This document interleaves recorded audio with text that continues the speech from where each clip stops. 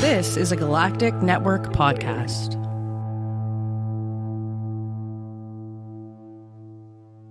The Podcast of Terror is a great podcast. It's covering movies that are not for children, and thus this podcast is not for children. The hosts are two adults who will use bad words from time to time. They'll also spoil movies if that's not your thing. So if you don't like spoilers and you don't want to hear some dirty language or some dirty references to dirty parts of your body, then please, please, please wash your body parts better and do not listen to this show. If you can handle it, and I hope you can because there's a great podcast coming up, then please proceed with Podcast of Terror.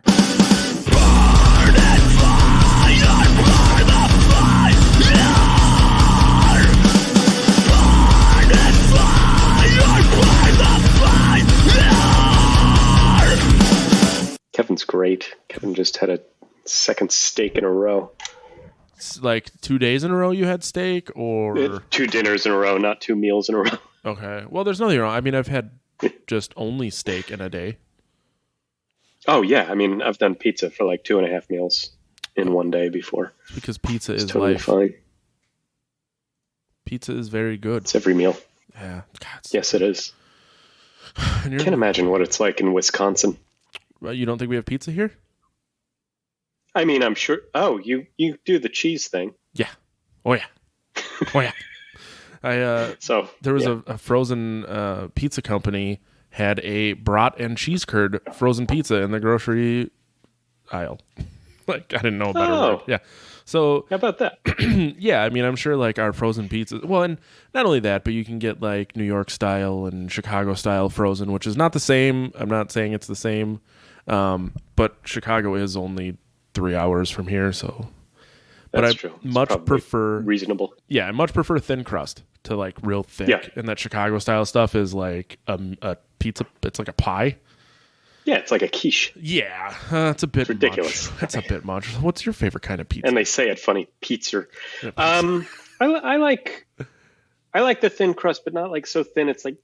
Oh, see, You know? I like super super crispy thin crust pizza. Yeah, I like it kind of lightly baked. But you have to have. And I usually just do the standard kind. Sometimes vodka sauce instead of tomato sauce. What is the difference? Between vodka sauce and tomato sauce? Yeah. Vodka is that pink one, which I think is cooked actually with vodka. I don't know what the rest of it is. It's kind of creamy. But it's delicious. Like if you get penne vodka, that's the sauce that's in there. I see. We're gonna look this up real quick. No, right? Sauce. So I do want to thank you for stepping in. Corey's not feeling well, and our guest is having a toothache, so we had to push him to next week. Oh, my pleasure. Corey still has no idea who it is. Maybe so too many Easter sweets. That's possible, yeah. Corey has no idea who it is, so I can't say his name. Got it. Okay. I kind of forgot it was Easter. I did make cheesy potatoes and ham, and then I made my wife a steak because she does not really like ham. Cheesy potatoes like au gratin. Well, I always knew them as scallop potatoes, but that is by definition not correct. You are the only other person who knew them as that. Yeah. Besides me. Yeah. So when I was a kid, we would have scallop potatoes and ham, and it was just like sliced discs of potato, cooked in a cheese sauce with ham. Because I did not want to possibly take off a finger. I didn't use a mandolin, so I just cubed the potatoes and then boiled them and then made a cheese sauce and then baked them in that. And then because I ate ham and she ate steak, I just grilled the ham and steak. Oh, nice. Yeah. And then I'm going to probably have diarrhea later because that's a lot of butter. Yeah, it is. But is that what's doing it to me? It might be. I don't eat a lot of butter or milk. So if I ingest that, like normally when I make the cheese sauce, there's butter and like 2% milk or whole milk. Yeah. Then I just turn my insides into a luge. So because I didn't have milk and in the whole spirit of staying home, I used chicken broth instead, and it was fine. Thickened up. Oh, that's very clever. Yeah, the internet kind of suggested that. Someone said water, but I feel like you're going to lose a lot of flavor then. Yeah. Yeah, I mean, yeah. So, what are you pouring down your gullet? Actually, a couple of times ago when I was on here, I had this. It's the Blade Runner Johnny Walker okay. Yep. Scotch.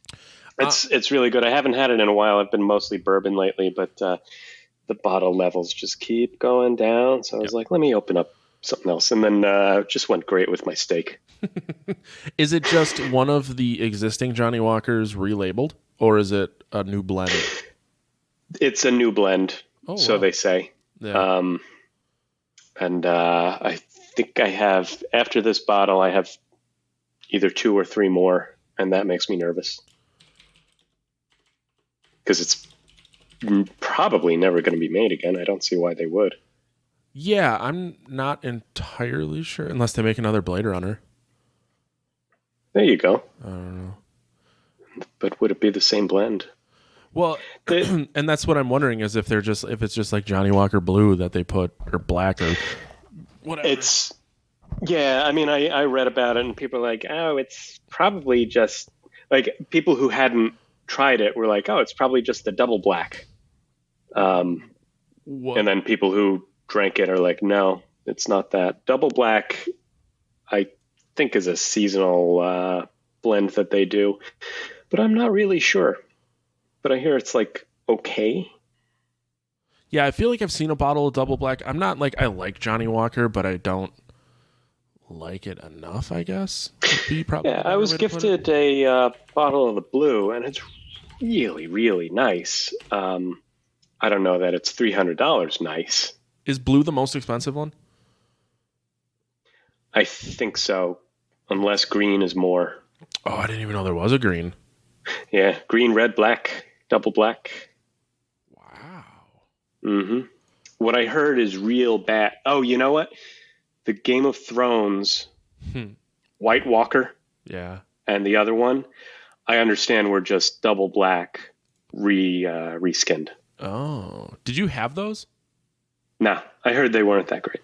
Oh, I knew my brother had a set and was trying to get me to flip them at secondary cost, and I'm like, I don't know. Mm-hmm. I don't know enough about Scotch and bourbon to really know what it's worth to even bother. So that's where that stopped.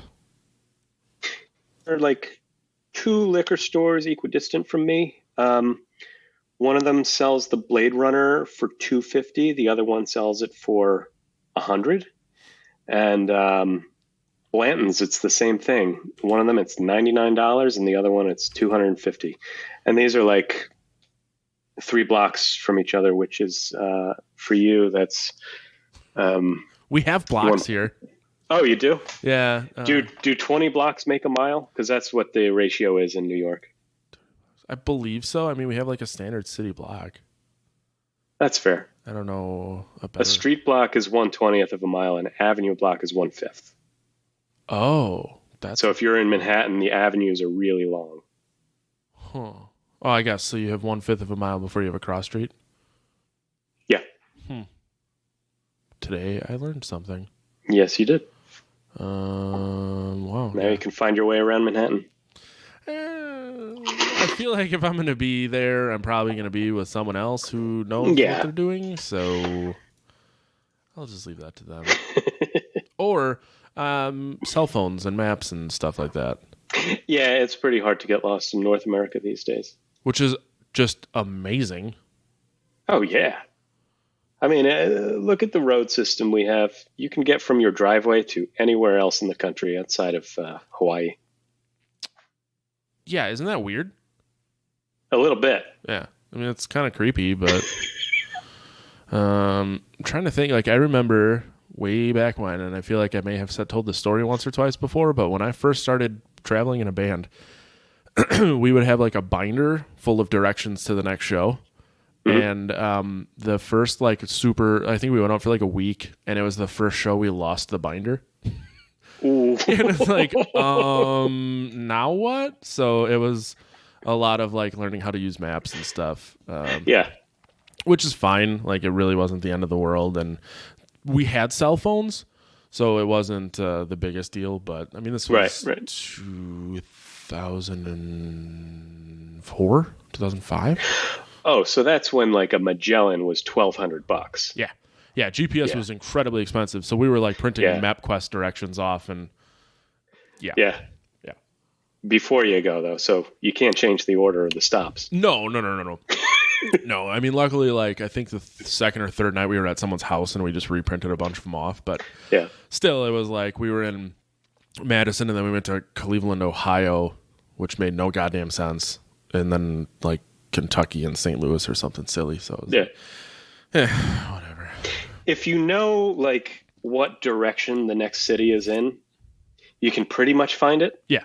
Getting to the city wasn't hard. It was getting to the venue. But by the time you get to the city, you could at least probably stop and ask someone, like, where I'm headed or figure something out. But with cell phones, you could call and ask someone for help, which I've heard stories from guys who, like, toured before cell phones were readily available and, like, trying to find a payphone if you had to call someone. With quarters, Yeah. So I'm kind of glad that I was out after that, but... Yeah. I'm really happy about when I grew up because, like, I guess I had internet in my house at the end of 7th grade, but I still had to, like, go to the library and do research papers in high school on the internet, before the internet. Yep. But I got to appreciate college life with the internet. And I also learned to drive without GPS.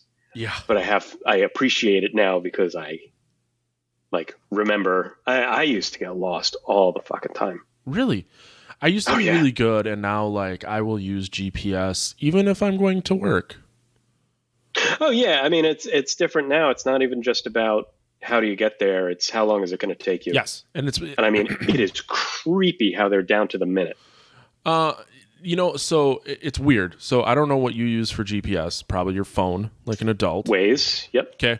So I use Apple Maps because it's better, and I have CarPlay, which I could use Waze too. Either way. Mm-hmm. A friend of mine got, like, a newer Ford Explorer that has built-in GPS, which is, like, 2 years outdated.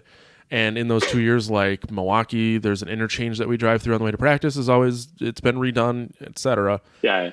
And it's always like 15 minutes fast. And every time he goes, I don't know why it's saying it's only going to take us this long to get there. And I'm like, Ken, we're going to shave so much fucking time off. Just start fucking driving.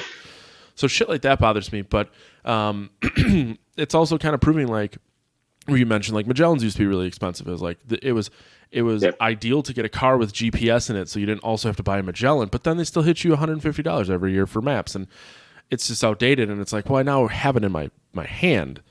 My mom was like, well, I want to update my GPS in my car, but it's this much. And I'm like, your phone is GPS. Yeah, just I'm like, and I love the ones where it didn't factor in traffic yet. Yeah. Because it would be like, oh, you need to get from Brooklyn to New Jersey. Oh, there's this major street called Canal. It's like 6 lanes wide. You should take that. That must be the quickest way. But if you've ever been on Canal Street, it is slow as fuck because it's constant gridlock. Oh. But to like a map that doesn't know the volume on there, it's like, oh, Manhattan Bridge to the Holland Tunnel, you'd be there in 3 minutes. And that was, but it's like literally an hour. Yes, that's my favorite thing about Waze is that it always does factor in traffic. So the last time, I think it was the last time I went to Chicago, my wife and I went there for this true crime thing for her birthday. And we took an Uber from a friend of mine's house 15 miles out of downtown. And it took us 55 minutes to get there on, like, Friday afternoon. And coming home Sunday morning, it took 20. Yep. I'm like, that is why I fucking hate Chicago. I don't like big cities. Like, that is frustrating to me because it's like, if it's supposed to take 20 minutes, I want it to take 20 minutes. I don't want to have to factor in, like, who might have decided to drive into oncoming traffic today. But it's the same with the subway too. It's like you got to add plus or minus 12 minutes to every line that you transfer to. That's because either you get to the bottom of the stairs as the train's pulling in, and then when you transfer, it's right across the platform, or you just missed it both times. Yeah, I couldn't handle that. No, that's why you get to job interviews like 90 minutes early. I think I would be really good out there because I'm constantly early. Yeah. Like, there are times now, I'm sure I'd mentioned to you and everyone listening, I drive like 2 hours and 20 minutes for band practice. Mm-hmm. And there are times where I will just drive around because I'm so early that I'm like too early. I feel bad about how early I am. And our singer is always like, I just blows my mind how you're always on time. And I'm like, I fucking got a car wash because I needed to kill 10 minutes. I think I can handle Manhattan, but I don't know. And that's a great way to just find some delicious coffee is when you're 40 minutes early for something. Right.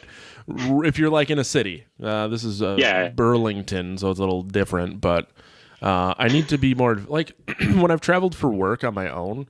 I've been able to do that, and that's really beneficial. It's super nice. It's like you find stuff you wouldn't normally find because you have no choice other than to find them. Does that make sense? Absolutely. Yeah, but it's like, I mean, like I see you and Jack posting about like walking around and like, oh, I found this and all this cool shit, and it's like, even if I went and walked downtown Appleton, like it's still only one street. And Milwaukee, I've been to so much, like I know where things are. Right. So you just can't stumble on something new.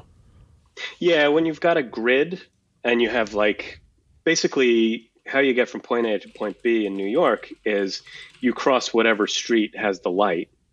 Oh, yeah. So every day it's a completely different walk, just depending on like within 10 seconds of when you left. So every once in a while, you just end up down this street you've somehow never been on. And you see some kind of new graffiti wall. You're like, oh, that's kind of cool. Or you see a bar that just opened. Well, yeah, and if you, even if you didn't notice, like, there's a chance that it's new from the last time you were there too. Oh yeah, I feel like stuff's just opening and closing all the time. Yeah, well, you have like pop-up restaurants and stuff, real hippy dippy shit. Yeah. Which I don't know. I mean, you go out to eat a lot. You're kind of quite a bit. Like you're kind of a hipster, but it's the same not. 8 places. Oh, so there's nothing wrong with that. I've literally eaten at one restaurant since the whole shutdown, and I just keep going back. Yeah, they're just very, very nice to me. Yeah, I'm not a foodie. It's like, oh, I like that food. Bar's wings better than that bar's burger, and I feel like wings tonight. Yes, I there's a Thai restaurant that I literally will, anyone that will listen to me talk about it or go, I will talk about it. It was by our old house, and I started going enough that the bar manager and I kind of became friends. So now it's to a point where their food is fucking stupid phenomenal. And with everything that's happening, and it's like that, I want to make sure that I'm supporting them. Given the unravelings of my past week, I went there a couple days late out of my normal day, and he gave me double my food and like wouldn't let me pay for it, which kind of upset me because I'm like, let me fucking pay you. I said, I'm like, you're the one here, but so it's stuff like that really makes me want to keep going back because they care about their patrons and friends and all that stuff. So plus they have this pork belly stew, which is stupid good.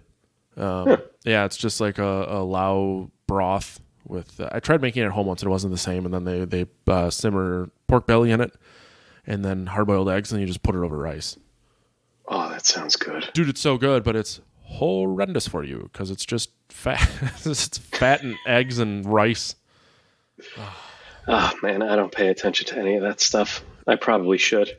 Well, you can't see my gut right now, but it's definitely bigger than 30 days ago, the last time I walked. And that's the thing. Like, I feel like now, I don't want to say you have like a reason to be, but it's more difficult than ever. And like, even if you do attempt, like we bought some home exercise equipment, and I cropped it out of the video, but there's an exercise bike behind Kevin. There's an exercise bike right on my left shoulder.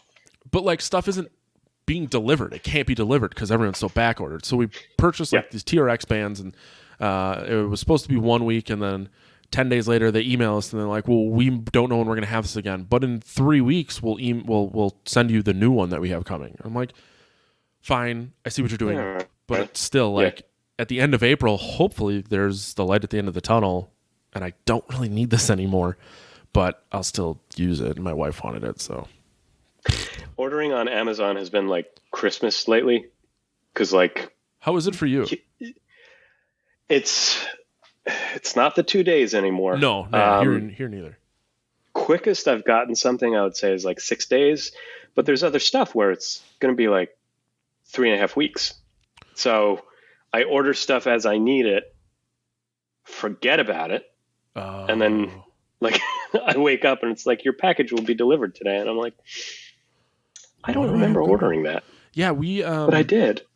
We've ordered some stuff that we needed that I couldn't get in a store. And I'm like, well, it's 4 or 5 days, whatever. That's not a big deal. And then we order stuff that we don't really need. And like, yeah, we could totally wait for it. And it shows up like 2 days later. Can we just be a little more... Like, I don't really need this extra section of fence for my dog. That could have waited. I got like cable ties that I don't need for weeks. Yeah, although, so one thing that we had to order was Spot Shot. What's Spot Shot? So when a dog pees on the carpet, you spot shot it so that it pulls the scent out. So, it's like an enzyme thing? Yeah. Also works for stains and stuff. Well, the one that peed on the carpet is no longer with us. Oh, dear. So it's just kind of like, I had like put it away this morning. Bugger. I know, and I was like, yesterday, Alyssa's like, no one's peed on the floor in like since Wednesday, and I'm like, I mean, I would give anything to clean up that dog's piss right now, though. And I'm like, I don't even care. Oh, you open that box and it's like, oh, right. Yep. Yeah. So I was like, I mean, it is what it is, but. Are you cremating? Yeah. I have him tattooed on my leg, and my tattoo artist is going to add the ashes with some fresh ink to it. Oh, I've never heard of that. Yeah. So that's something. Stir them in and. Yep. Yeah. And people are like, how can you do that?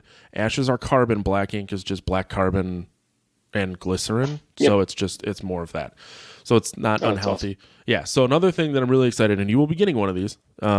We talked about putting his collar in a shadow box. Mm-hmm. And then I was like, well, I really want it to be like kind of funny, because as much as this dog was so much my life, like I need it to be funny, because I don't want it to be sad every time I look at him. So I was like, I want sports stats. So I want his collar in a shadow box, and then I want like a gold plaque, and it'll be like career licks, 1 million, toilet peed on, 5. And then I was like, was drinking, and I'm like, dude, I have a better idea. A really good friend of mine is very, very good at Photoshop. I asked him to make like a sports card.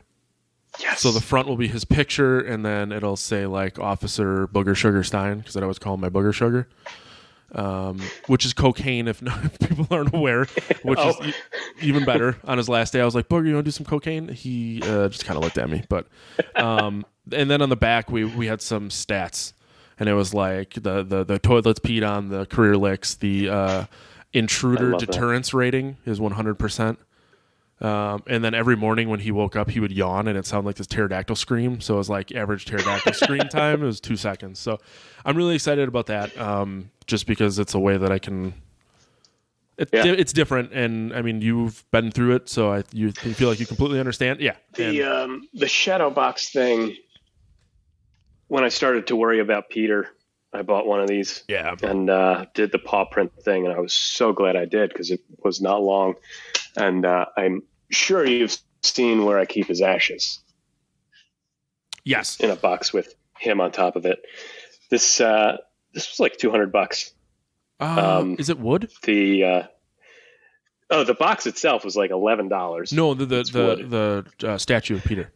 No, it's whatever 3D filament. Okay. I sent a bunch of photos to a woman on Etsy. Okay. And she 3D modeled him and then printed them and sent them to me. I had our first 2 rabbits like carved out of wood for Alyssa for our 5th anniversary, because that's wood. Excuse me. Yeah, bet it was. Yeah, 2 kinds of wood. So I like that idea, because we were trying to think of some box or something to get for him to put him in. But the whole like paw thing, unfortunately, like we didn't have any idea. I mean, it was 24 hours from the time he started to get bad until the time that we put him down. But I really wish we would have got his nose print. But it's like I have pictures of him with the nose print, but that person's now pricing is like over $300 for using photos only and not a mold. But the vet did take his paw prints. Like they did it without like just because. They do it for everybody. Yeah. So we'll see. But like I don't wear jewelry. I don't like the thought of like, well, I wish I had this. I could do this. I could do that. But at the end of the day, it's like I still have him tattooed on me, and like that's more me than a necklace or something. So I don't know. It's this whole like woulda, shoulda, coulda, and this horror movie podcast is now just me talking about my dog, which is really therapeutic. So thank you. But yeah. So I mean, it's so much better to do the thing that's special between you and the pet. I agree. I completely agree. Yeah. And like the weird thing that came out of this is we named it Castle Wolfenstein. Someone came up with the name for me, but I couldn't look at the bed that he was basically miserable in. So I'm like, we gotta fucking move this. And then Thursday morning, I was like, hey, I'm gonna build this big ass thing with this ramp, and I see Erica is now here, and she's making fun of the fact that I wore a flannel shirt because I tried to look nice today. I have shorts on. I don't even have real pants on, but from like here up, I look pretty good. Yeah, that's all that matters. Yeah. Oh, I'm gonna pour myself a Guinness. Oh yeah, by all means. I gotta make sure I don't accidentally send you the picture where my wife climbed underneath the thing and was laying down with the dog. You need to make sure you don't send me that? Yeah. You know what that means? I'm just also gonna send that to you. Nope, accidentally sent. I took a lot of the dogs on this thing today, so you have to sift through a few. Business on top lounge. Yeah. I was also sending Erica pictures all day, so she understands that the top is business and then the bottom is the lounge. Well, it started like sleeting here because we're supposed to get a bunch of snow. And yeah. I told Alyssa I was like trying to get Wicket to climb on top of Castle Wolfenstein. And he instead just went into the dungeon because it's away from the sound. But yeah, I'm super happy with how the thing turned out, especially when I have like next to no carpentry skills.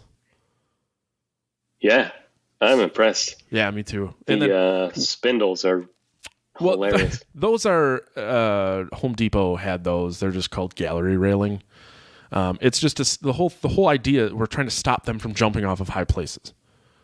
So that is there to stop them from jumping because that thing is like 21 inches tall total. And since how'd you measure? With a tape measure. my dick 6.5 times. But yeah, the whole reason that we were in this position is because Booger jumped off a chair and dislocated his spine. So we're trying to stop our dogs from doing that because I don't want to go through this again in that manner. So that's why we have the 2x4 with the gallery railing on top, and then just to make it look a little nicer. Plus, if it's gonna be a castle, I kind of wish I would have had like a turret. But like something, some notches to fire. Yeah. Just archers on top and shit. Yeah. Oh, now you're on again. This is awful. Oh, do you need a minute to go get something else? I haven't had a Guinness in over a month, so I've been just fucking craving it. But it's not something you can pour at home, and the bottle doesn't even have the widget in it. I think they got rid of it because now nitro beers are more readily available.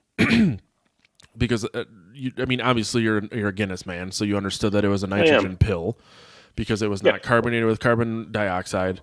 But now you can get like breweries will carbonate with nitrogen instead of carbon dioxide. So I think they did away with the pill because it's not needed.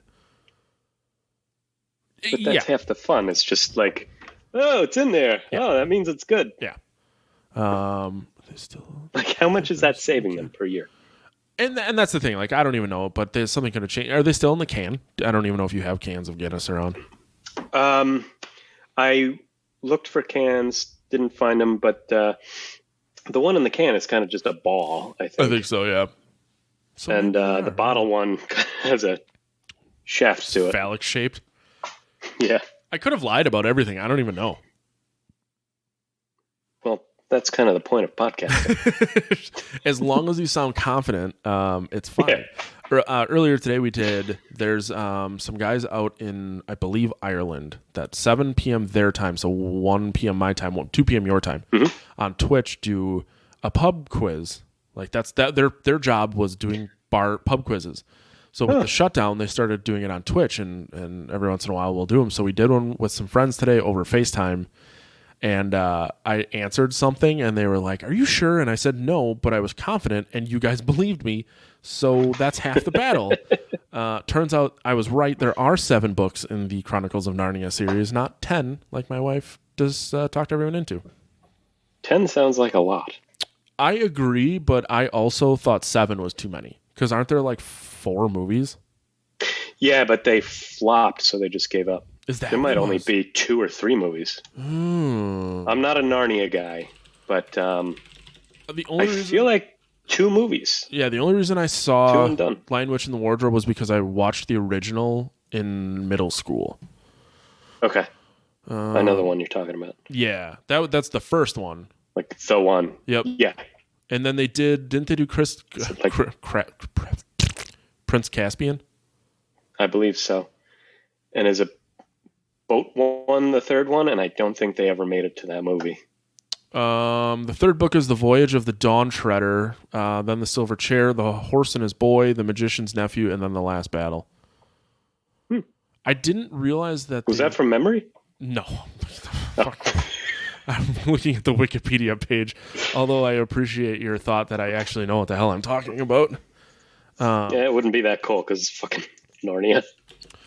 Wow. I'm interested in trying this trivia thing next week. Oh, no, it's every day. No, it's every day. It's every day? Yeah. Oh, well, I mean, I work during the day. And that's the thing. So there was the first time I did it was like, I should have been working, but I just did it instead. Yeah. So, but it's so Sundays at 2 my time or Saturday is Fordham University has Ciol na Gael, which is Irish music, and at 2:00 they patch someone in from Dublin who does the news, and I mean the last like 6 weeks it's just been the same shit over and over, just like all of our news cycles, but it's usually just stories of morbid murders, but it's said with such an unironic like lilt, and it's just like, oh yes, 8 infant bodies were found behind a church dumpster. Police are deciding to look into it. What the fuck? Like, and they're talking about like gangland murders, and it's just so straightforward and matter of fact, and it's my favorite 15 minutes of the week. Cheers, Matt. You too. Wait a minute. Great. Empty glass. Now it's bad luck. Nope. Hey, don't worry. It's still full. Perfect. Yeah, just hold that thought. We're going to just do this quick. Look at your camera so we're making eye contact. I will. Just let me get the pour down first. This is, man, there's so much head on this thing. We're not done. We're not drinking yet. I'm not going to chug a bunch of foam. This is quality podcasting. Let it say. Yeah, but while I'm waiting for my beer head to go down, we're going to talk about The Strangers eventually. All right. You're talking about the 2008 film directed by... Yes. I wanted to say Brian Boitano, but that's not his name. What would Brian Boitano do? I had to pick an eyelash out of my beer for anyone watching that was wondering why I just dumped my finger in it. It's mine. It's fine. I showered today. Did you shampoo your lashes? I washed my face and I shampooed my hair. That counts. Maybe? Yeah. Do you use shampoo on your beard?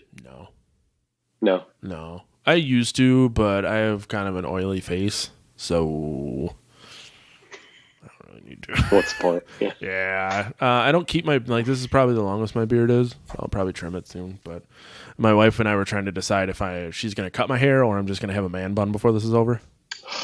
Yeah. I'm getting a little, ugh. Yeah. So today I extra didn't care about my hair because I was like, it's Sunday. I don't have any video meetings. You didn't expect me to randomly be like, hey, can you do a podcast in 2 hours? It's fine. People come back and they still look at me, and you're much better to look at. Erica, I follow your skin routine. Sorry, Erica had to help me with my face washing because I don't know what I'm doing. I'm a dumb guy. And my wife has very, very fine, soft skin and never has like issues, so I don't know what I'm doing. What is Erica's routine? Does it involve like a piece of hummus? It's a 37-hour skin soak. No, it's she just told me what face soap to get, and then there's a toner, and then there's a moisturizer lotion twice a day, and then to exfoliate once a week. What do you use to exfoliate a soap with a lot of sand in it? It's just like a black mask that you. Love that movie. Black mask. Yeah, I used to hide from my wife that I was doing this, and then she came home early one day, and I was just like, I'm exfoliating. I mean, the whole point is that I'm like doing it to look better for her. Like I'm not trying to impress my friends or any other females. I'm trying to look better for my wife. Oh, that delights me. That's why I put this nice shirt on today to drink on my couch with some friends and wore shorts. You do look great. Thanks, you look like you're from the Wisconsin music scene. So in I 1995. Right, which I'm not like up to date at all, but I was very apprehensive to wear flannel because I'm like, I'm just gonna look like Al Borland. And then I recently was like, fuck it, like someone talked me into getting like black jeans because I generally don't really like wearing jeans, and I have one pair for work. So he talked me into getting black straight leg jeans instead of like loose ones. Yeah. And I was surprised with how much I liked them and how I felt I looked better. So I was like, fuck this. I'll get some flannel. This color flannel, if you're not watching, it's like blue and black with red stripes, but it reminds me of what my grandpa used to wear when I was a kid. So like, yeah, I'm like, if nothing else, like it reminds me of him and that shit. But friend of the show, Matt Vincent and his company Hate recently released the buffalo plaid color and then black and white one with like their pistol emblem on the sleeve and then their little thing here. So feel free if you're interested in flannel and that to do that. Okay, you ready? Mm-hmm. Fuck. I mean, you got more left. It's not like you emptied your glass. No, I'm ready. All right. Cheers, bud. Cheers. I just heard my wife yelling at a dog. That beer's not that good. I don't hear it. Yeah, the skin is fucking sucks. Well, the weird thing is, back to my dog, I walked out of the bathroom right before I came in here to do this, and no one came out barking at me. And like when I walk out of this room, like no dog is gonna make everyone lose their mind. So it's both good and bad. Like it's weird and quiet, and like when we would play PUBG all the time. When she would go to bed, Booger would just lay on next to my leg, and it's like I haven't been able to play video games at night because of that. And it's excuse me, it's getting there, but it's different. It's a change. I mean, as you well know, it's things like that will keep coming back. Yeah. Like when you go pick up the ashes, it's going to hit you all over again. I'm just warning you. And I didn't even think about that. I'm sure I know my wife generally will be the one that does stuff because it's the same vet that they use for the rabbit rescue.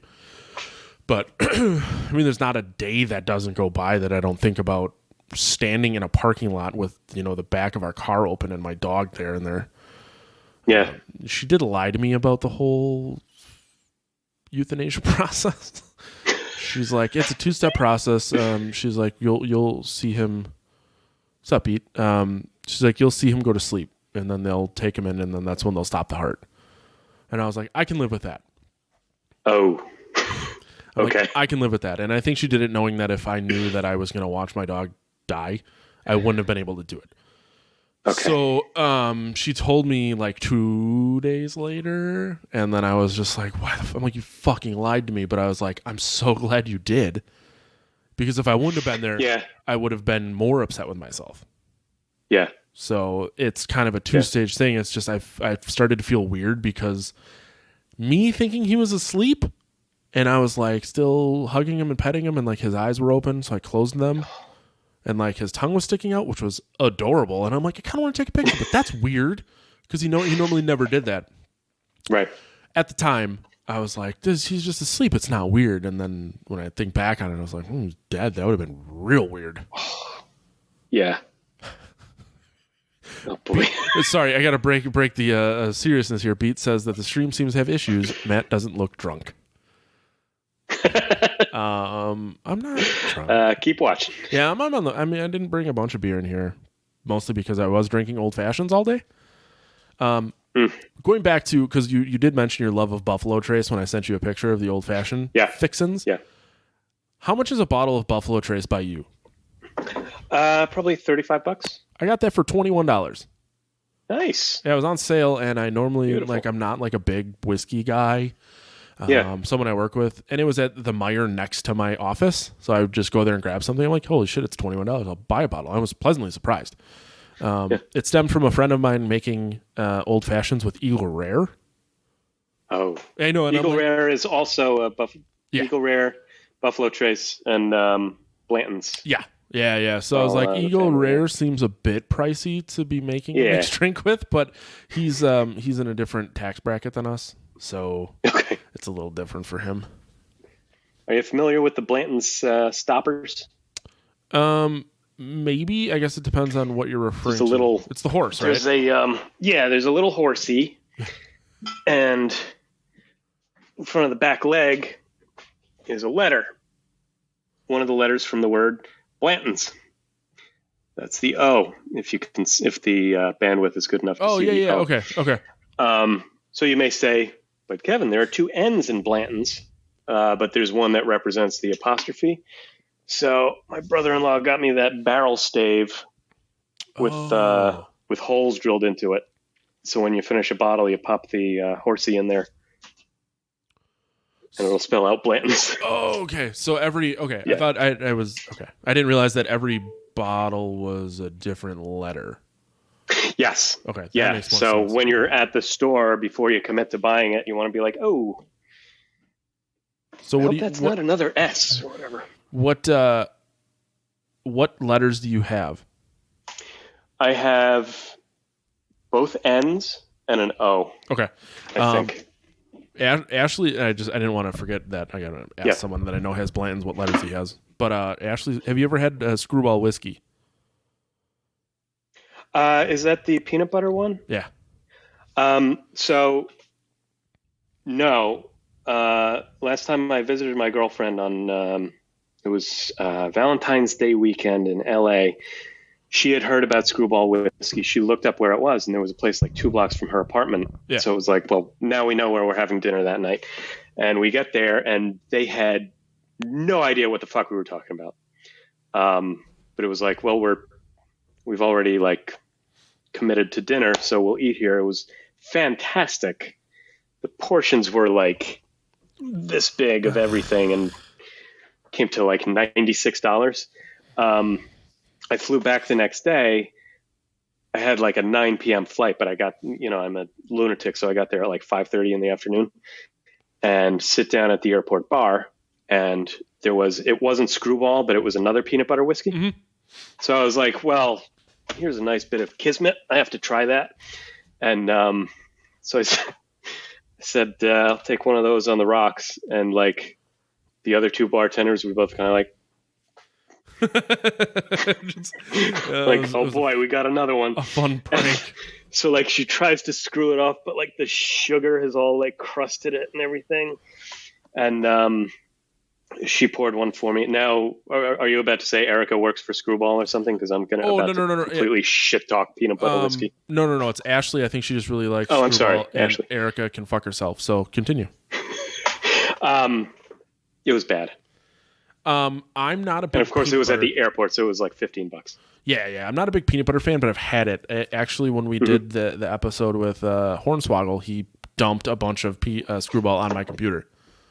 Oh, Jesus Christ. So it smelled like peanut butter whiskey for a while. Right. And there's sugar in it, which computers don't like. Well, it was my work computer, so whoopsie doodle. Freak. But yeah. Fuck. Sorry, I'm trying to This is why I show up here. Oh, how I've missed this. Yeah. I'm trying to think. Yeah, so I went to someone's wedding, and then someone pulled out a bottle of Screwball, and they were all pumped on what it is. And I'm like, I like whiskey because I like whiskey. It's kind of the same thing. Like I like beer because of how beer tastes, and then sometimes you can throw shit into it, and it makes it taste a little better. So I don't know, but it's the same thing with like UV vodka and like how they had 87 different flavors, and it was party juice for woo girls. And I think Screwball whiskey, no offense, Ashley, it's just whiskey for woo girls. Kind of like Fireball. Yes, I won. And I like Fireball, baby. I've never had it, but I have some downstairs. There was a work Christmas thing where it was like the Saran Wrap game. You ever played it? Yep. Okay. So I got giant ball of Saran Wrap. Yep, and you have to wear like oven mitts, and you can yeah. So I got a bottle of Fireball from that, and I just haven't drank it yet. Nice. It's what I do when somebody insists on buying a shot. I don't like to shoot whiskey because I like take it, I tuck it in my cheek, and then I'm like slowly trying to swallow it. I can shoot a Fireball whiskey, no problem. When I don't want to be like rude and be like, nah, I don't really. So, and that's like, if someone insists I pick what I'm taking a shot of, it's Jameson, because it's that's the go-to. Yeah. But although Jameson and ginger ale, or any Irish whiskey and ginger ale, is hands down my favorite mixed drink.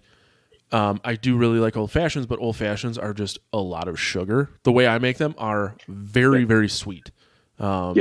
Instead of muddling fruit, I just put in orange candy slices. Right? This is something else I learned from the Eagle Rare guy. It's an orange candy slice ice. I have cherries soaked in brandy, and then I put a little cherry juice, a little water, 2 cherries, some booze, and then Gary's old fashioned mix, which let me know if you don't know. If you've never had it, can't find it, I will send you a bottle. I didn't recognize it in the photograph you sent me. I will send you a bottle. And then that's it. Like, I don't put soda or any, seltzer water or anything. And it's just, oh, God, it's so goddamn good. Whiskey ginger is great. I've gotten real, real drunk on a lot of those. Yeah. Yeah. I was trying to think back, but every night is fuzzy. So. A little thought balloon came up next to your head. And it's just like cycling through shit. Couldn't figure it out. It was static from a TV. Man, could be worse. At least I'm not in prison. I feel like we should talk about this movie since we've been at this for 45 minutes. Yeah, that's a great idea. So The Strangers, 2008, directed by... Yeah, I guess I should. I still have the Chronicles of Narnia. By the way, they made 3 movies. Oh. Lion, Witch, and the Wardrobe, Prince Caspian, and then The Voyage of the Dawn Treader. And The Voyage of the Dawn Treader is where it stopped. Wasn't making any money, I suppose. It made $415 million worldwide. So that's interesting. Yeah, that's going to be for our the Chronicles of Narnia cast. I was trying to think of a clever name for it, and it didn't really come to me. This is where Eric makes fun of me. So it was directed by Brian Bertino. So Brian Boitano's not that far off from what you were going to say. Thank you. Now I feel better. Yeah, so I'm actually super surprised when I read that. That's fucking creepy. But this was, if you're not familiar, is a home invasion movie from 2008. Straight slasher movie. My wife hated it because it was just a slasher movie. Screenplay was inspired by real events, Manson family murders, and then a series of break-ins that happened near Brian Boitano's neighborhood as a child. So, I mean, there isn't really a lot that happens in this movie. It's very linear. Yeah, these 2 people... Except for where it's not. The opening scene is a flash forward. Yeah. So the movie starts at the end, which isn't breaking new ground. So you see like these kids that go into this house, and you can clearly tell something had happened. So then it shoots back, and it's this couple, and it appears that the guy is going to propose. And then it kind of flashes forward, and they're getting to this house, and they're clearly upset with each other. She's in a bathtub. It's Liv Tyler. She has a very long face, weird pointy nose, scares the shit out of me. And he's eating ice cream for dinner, which I don't feel like is the worst thing. Yeah, that's like one of the big things I remember about this. Yeah, they're on their way back from a wedding or something. What? And I couldn't tell if they were at a wedding, but it was very, very. He was going to propose, is my understanding. Yeah. And it clearly didn't go right. And I'm kind of either I missed it or they just didn't explain it. But I don't know what happened, and I kind of wish I would have known because it would have helped give a little more to what the two characters were going through. They leave the wedding. And then he proposes to her in the parking lot of the venue. He pulls out a ring and she says no. Oh, okay. So I must have been making. And then they have to go back to, it's like his grandfather's cabin or his father's cabin that they're staying at because it's close to wherever the wedding is. And they get back to the cabin and he's set up all this romantic shit, like the rose petals leading into the bedroom. But she doesn't care because she's crying.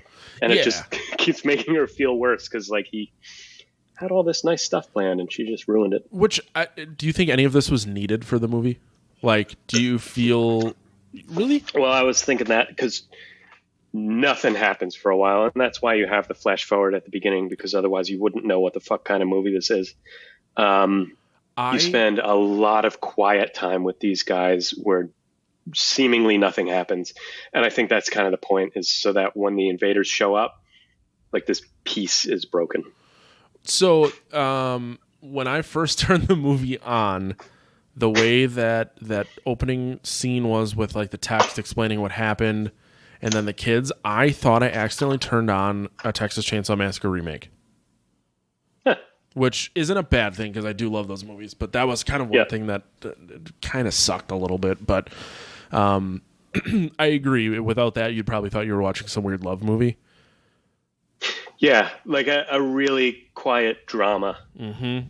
Yeah. Like a depressing, independent, like, oh, poor us, we're so sad, marriage story level. So there's a lot of sadness happening. And then she's out of cigarettes. He offers to go get more. And then this is kind of where stuff picks up. I should point out the fact that the girl who knocks on the door. Yes. Looking for someone. And this is very clearly how they figured out that these people were home, because later on it was like, well, why did you do this? And I was like, well, you were home, which is probably one of the most terrifying lines in all of movie history ever. Yeah, it's on the poster, I believe. Yep. I guess over the last like 10 or 15 years, home invasions became a lot more lucrative than just breaking in while you knew somebody was out, because when somebody's home, they can open the safe for you or tell you where everything is as you're threatening their family in front of them, as opposed to just, they're home, they're out. Let's creep in the window. There's a VCR over there. I don't know where else to look. Let's go. What year are you robbing a house in that sells a VCR? It's my parents' house, so it's like 2016. Fair enough. My dad probably has like 7 or 8 in the basement. That's because, is he a pirate? No, he volunteers at St. Vincent de Paul now that he's semi-retired, so he brings stuff home and like fixes it, and just had shit laying around forever. I love when I make a joke and then you turn it into like a really sweet. I know thing that makes me feel terrible. No. I think it's weird to me because anytime I mention something, my dad's like, "Well, I got it if you need it." Like he'll call me up and he goes, "I had this nice record player come in. You want to get a new one?" And I'm like, I have a record player. Like, is it better? Like, do record players like get No, better? it's the kind where you have to actually like string the copper wire around the screw. He's like, I know you've been putting on a couple pounds, so this one you got to ride a bike to play your records. Fucking Leon. Well, the house in this is like a really old look. Yeah. It's like really, rather they've got a fire going. Mm-hmm. And so it's not like the house in The Purge where it was like just built 2 years ago and it's got all the barn door protocol metal shit. Before The Purge turned into just straight action movies. Yes. Which they're making another one now. Yay. Dude, I know we're going to see it because we've gone to see the last bunch, but I'm like, fuck. Like, please stop. At least they're like 75 minutes. It's fine. That's true. Yeah, they're not. Yeah. If this one pushes 2 hours, we're going to have an issue. Yeah. No, I really, really liked this movie. I had not seen it before. Really?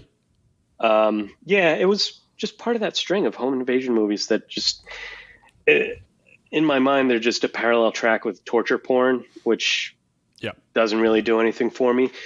One of the things I really, really liked about this movie is there is no game to it. It's just like straight up senseless violence. There's no taunting. There's no there's really no cat and mouse. It's just cat and cockroach, basically. And I think that's why I like this movie so much, because there isn't an elaborate game. It is just straight we wanted to fuck with someone and you are that person, or you are those people. And even when the scene where Dennis from It's Always Sunny shows up, I can't think of his real name. Mr. Glenn Howerton. Yes, Glenn Howerton. I was like, I don't know his name, and I didn't care enough to look it up.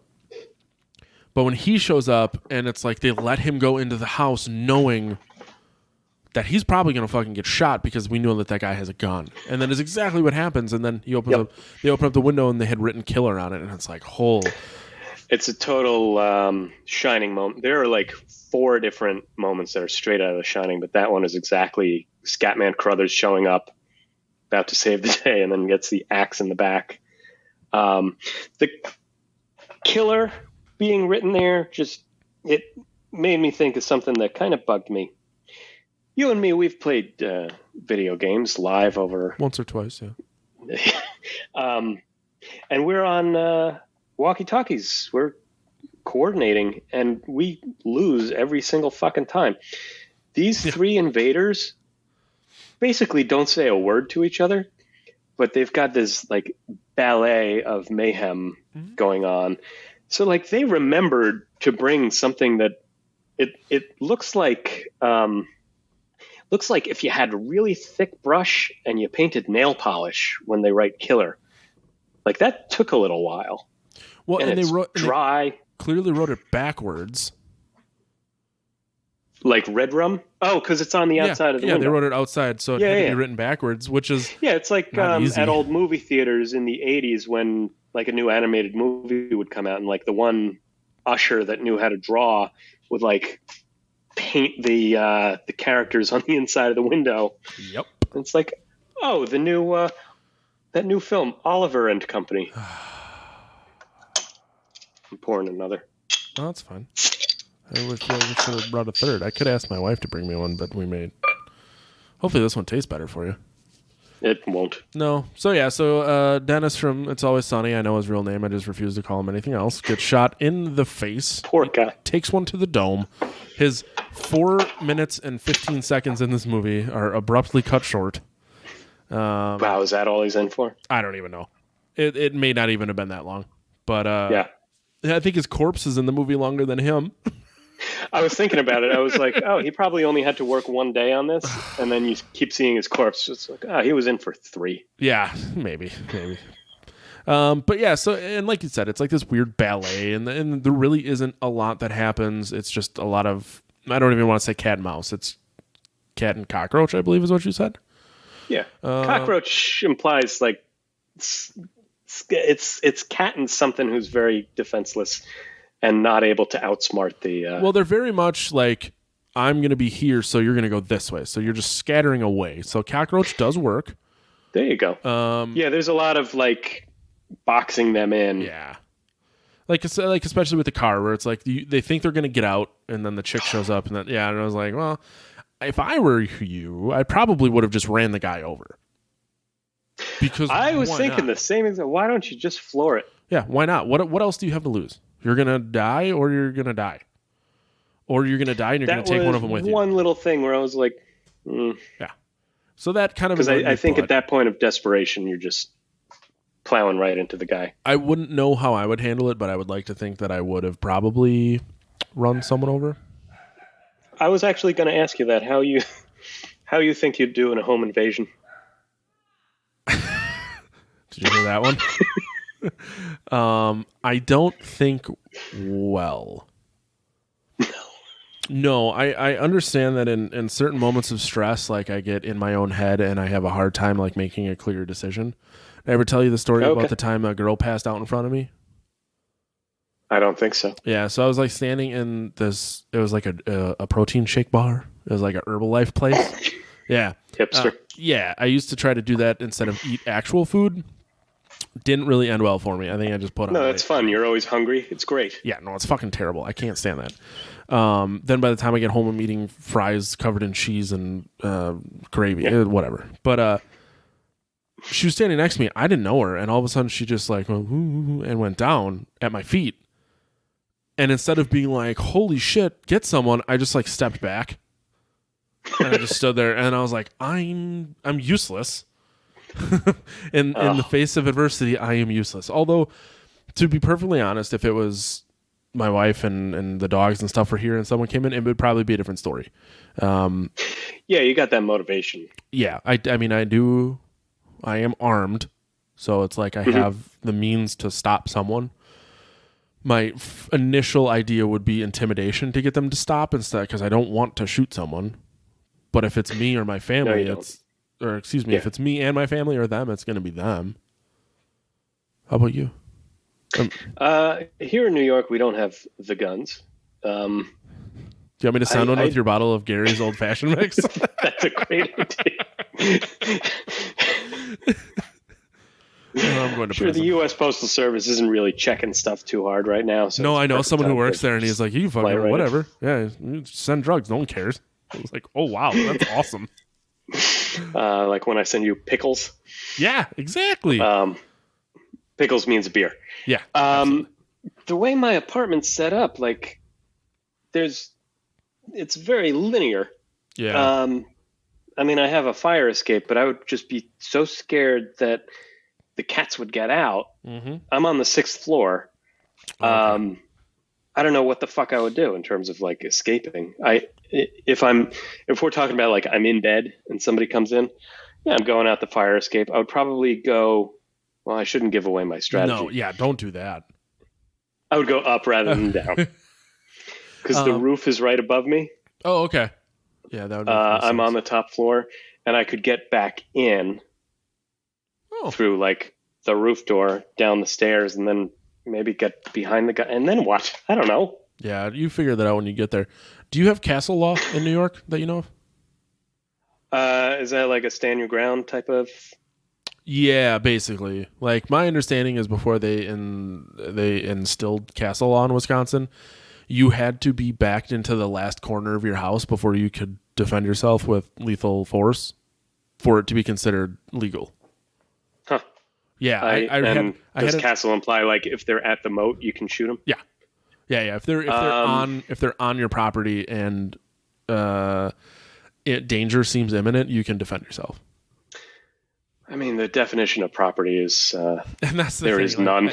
And I think it's going to be very it's going to be a lot of gray area, and you're going to be doing a lot of arguing your point and defending, and it's all going to come down to who makes the better case.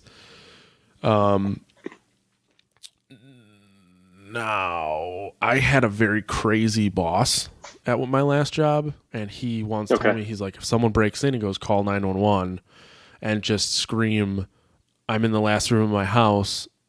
Please stop. Why aren't you stopping? And then start shooting and get it all on recording, because then he goes, you're fine. There's a script. Yeah, he goes, then you're fine, because how do you, if that record doesn't exist, how do you prove that you were in the last corner of your house? And you know what I mean? Okay. I'm like, now when the prosecuting attorney says, when you said that on 911, were you telling the truth?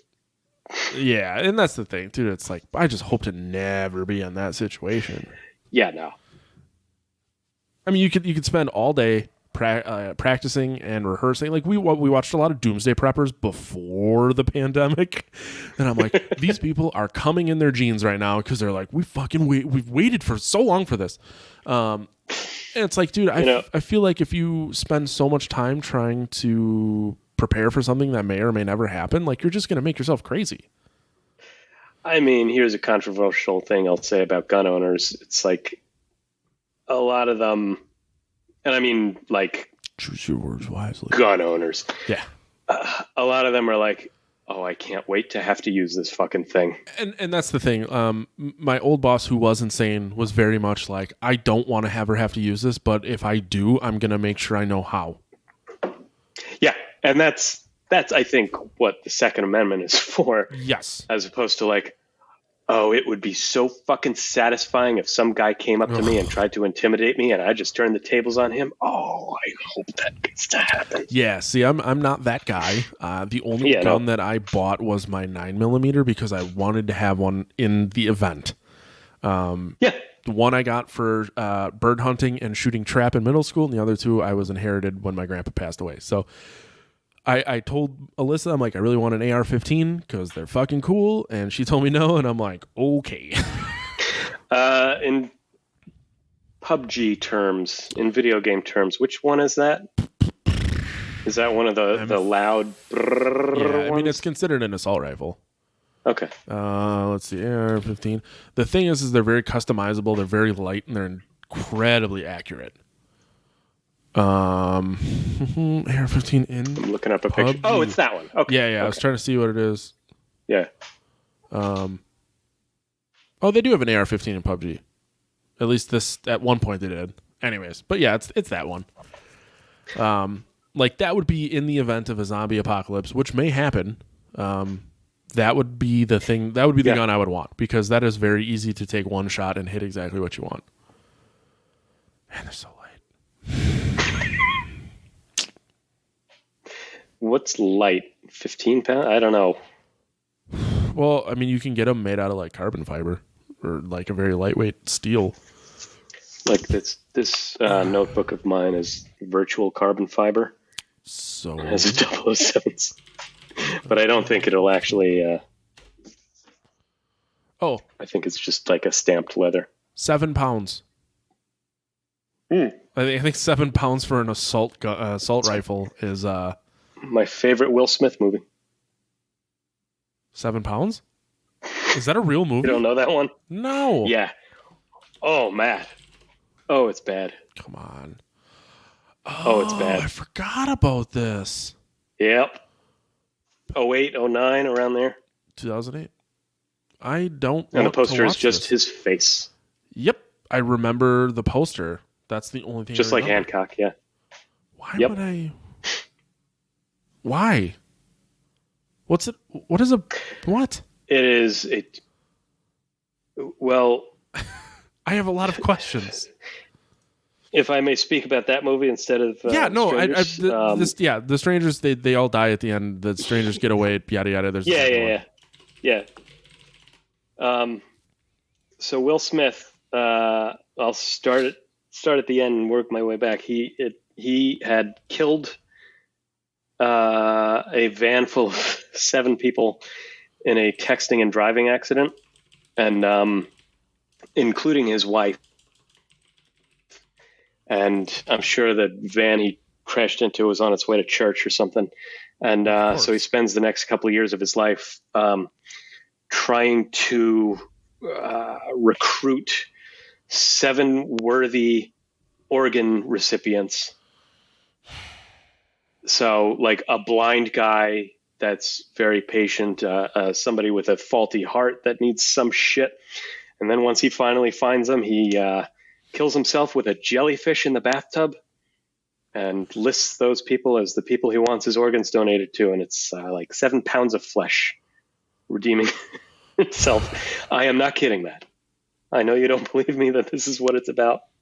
You know, okay, so I believe you. And I believe you because I've had to explain Tiger King to people. Yeah. You haven't watched it yet?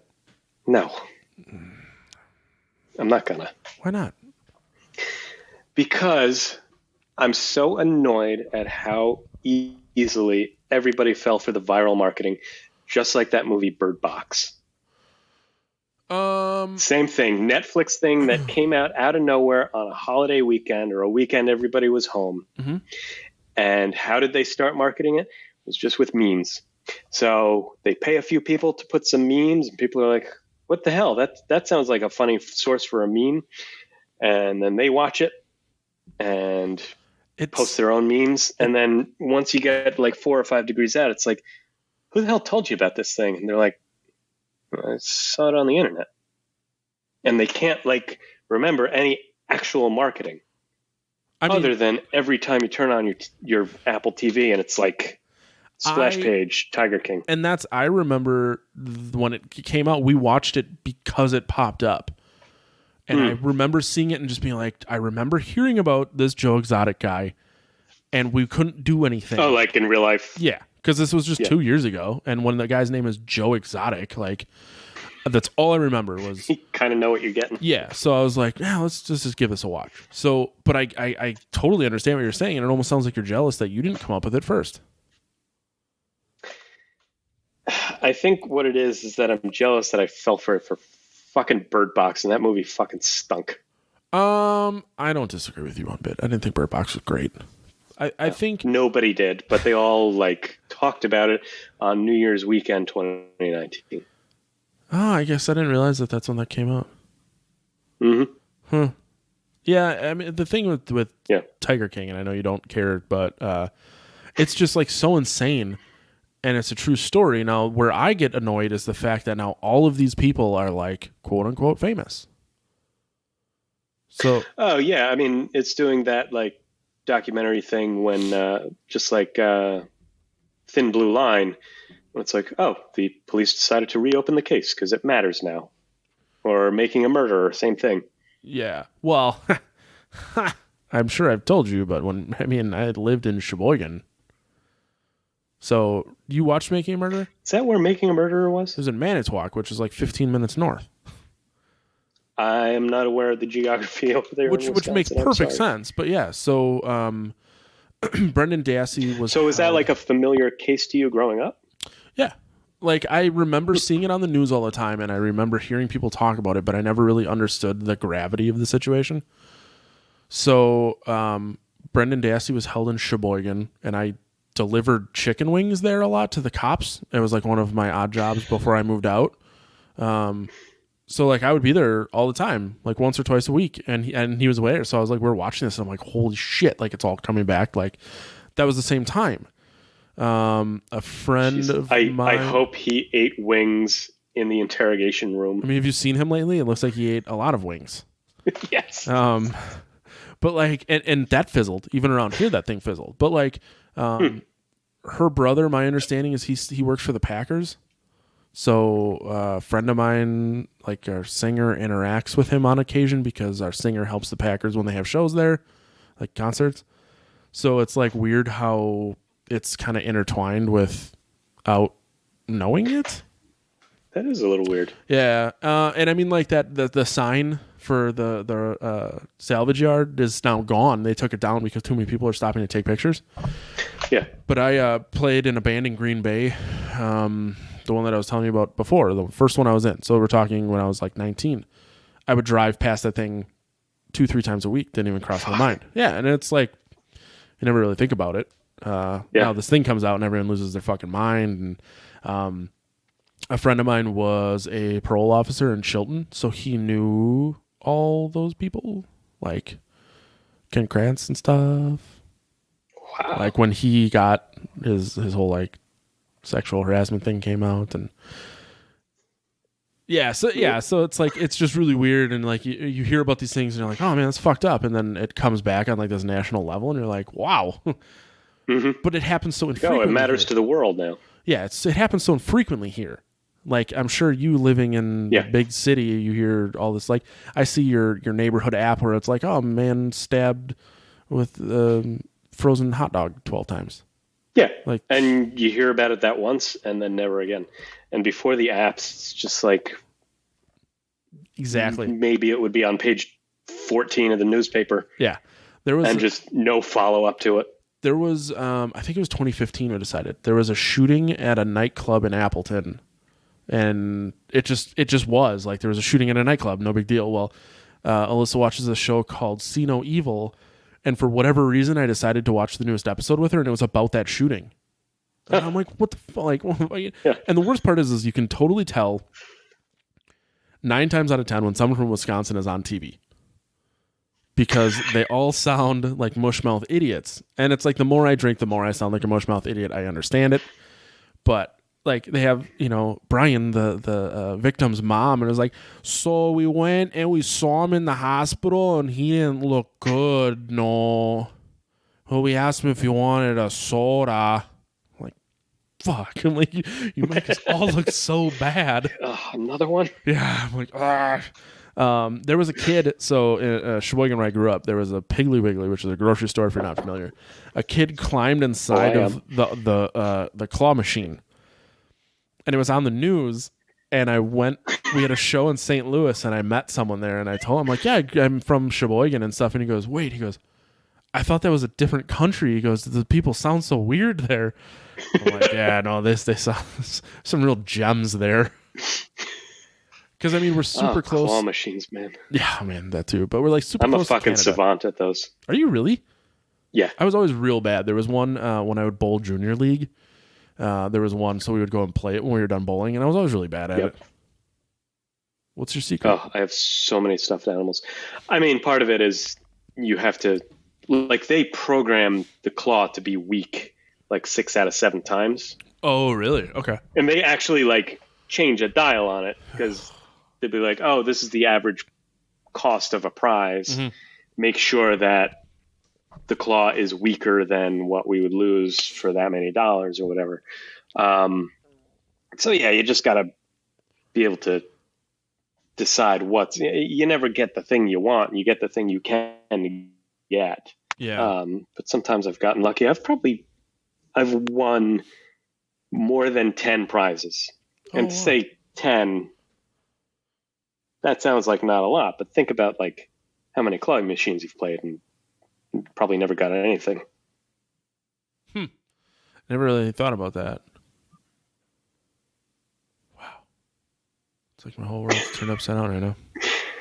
Look up YouTube about like claw machine odds. Because, you know, it's like... It's a light form of gambling when you think about it. Oh, yeah. Because you're playing the odds. Yeah. So now it's like you said, they adjust the the grip on the claw. So is it every 10 times? Is it actually going to be strong enough to hold something, or is it always weak? Well, that's the thing. Yeah, it will be strong enough to hold it, but is that the one where you actually got it onto the thing? Right. So it could be more like 1 in 50 that you actually are able to grip something.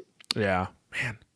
And there was one time, this bumblebee, I got it so close to the edge and it wouldn't fall in.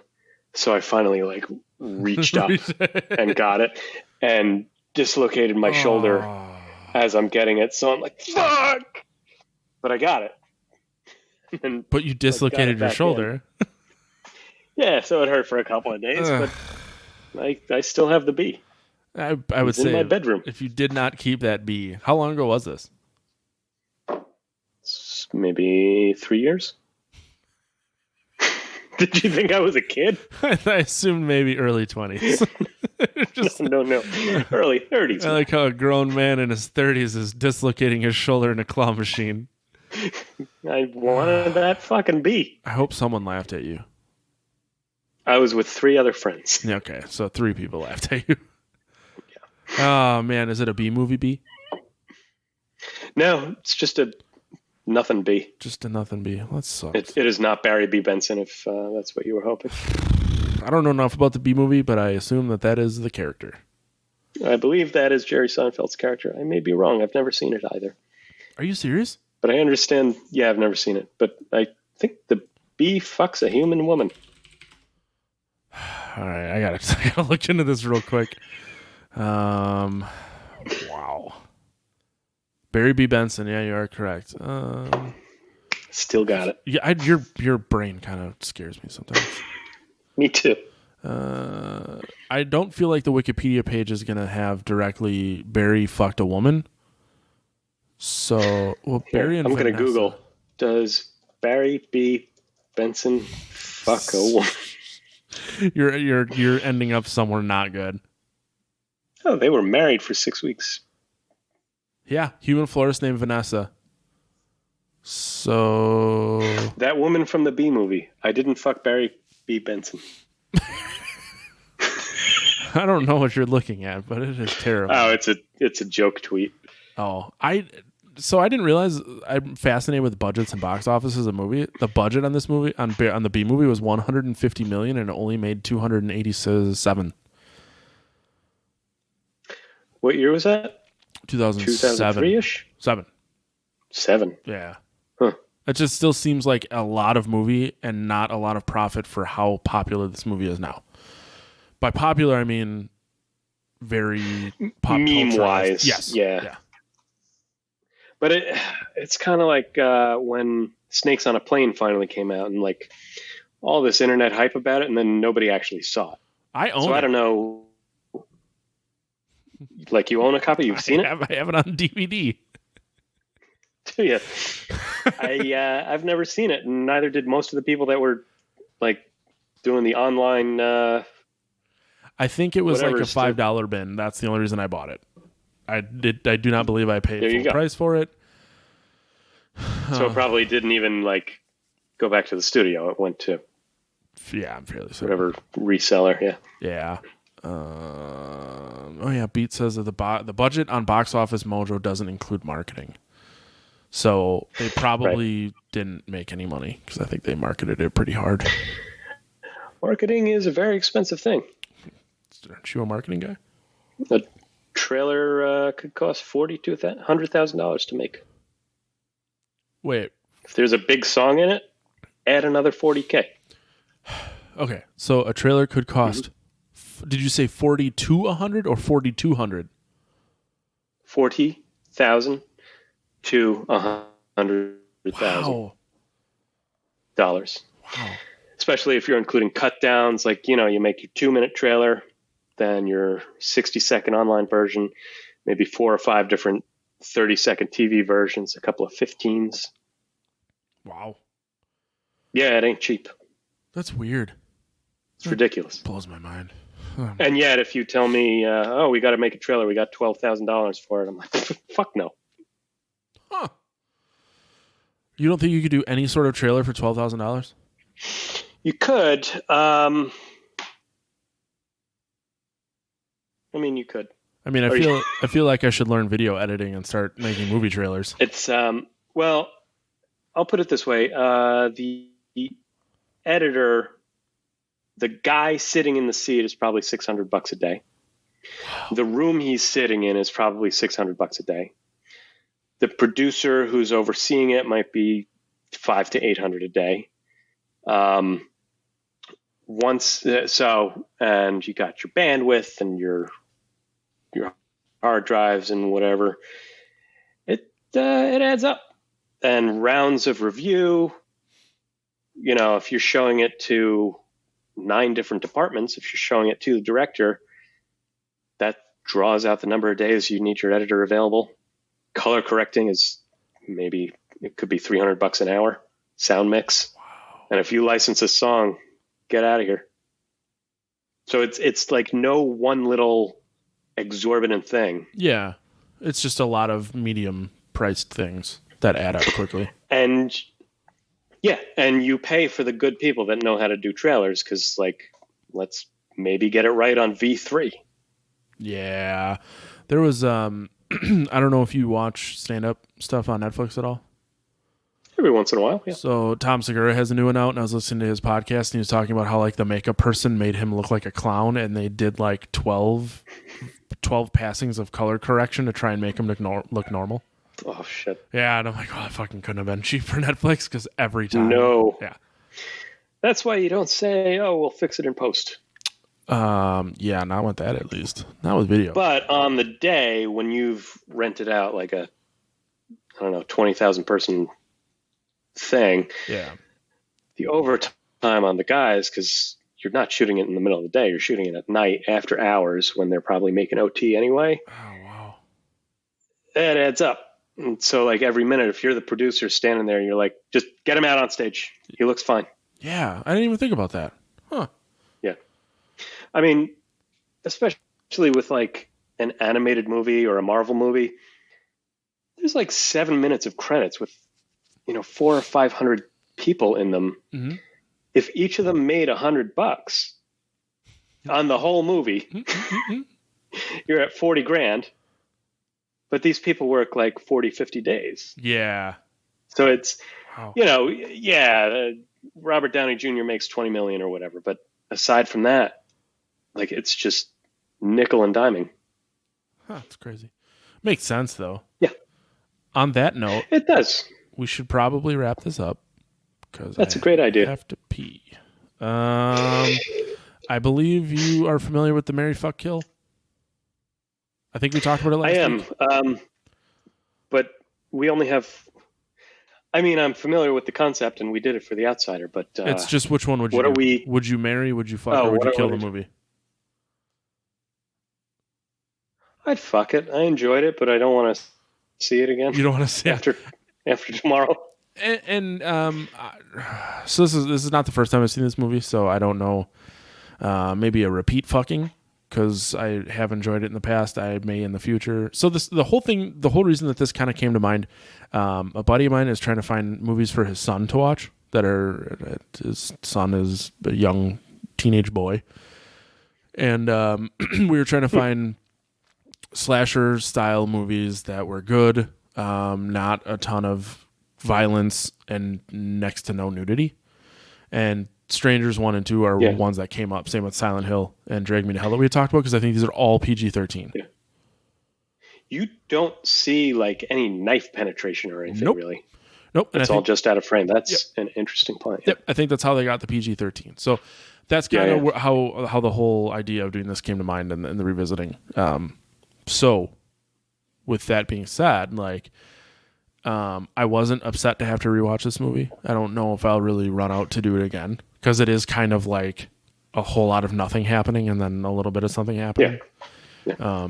It's a solid movie though. So if I run into its sister at a bar, should I fuck it? I'm talking about the sequel. Yeah, from what I recall, the second one is better. I think it's more of like an action. It's a more action-y horror movie. Yeah. But I have not seen it in a while, so take what I just said at face value. If you're interested in it and it's not free, let me know. Because I've got a lot of time on my hands. With a perfectly legal way of watching it, I'm sure. Yeah, and I didn't say I was going to provide an illegal way. I own a digital copy that you can have access to, is where I'm going with this. I'll fly to Wisconsin and watch it in your house.